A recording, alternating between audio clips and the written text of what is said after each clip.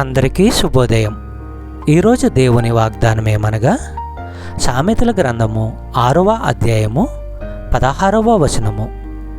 యెహోవాకు అసహ్యములైనవి 6 గలవు, 7 ఆయనకు హేయములు. ప్రియ సహోదరి సహోదరులారా, దేవుడైన యెహోవాకు ఈ 6 అసహ్యము. ఆ మాటకొస్తే ఆయన యావగించుకునేవి ఈ 7 అని సొలొమోను తెలియపరుస్తున్నాడు. మరి దేవునికి అసహ్యమైనవి ఏమిటి?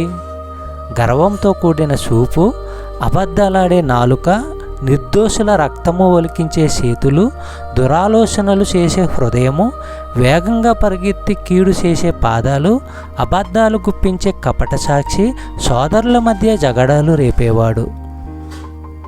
సహోదరి సహోదరులారా, ఈ మాటలను మన హృదయంపై రాసుకొని అనుదినము వాటిని చదువుతూ ఉందాం.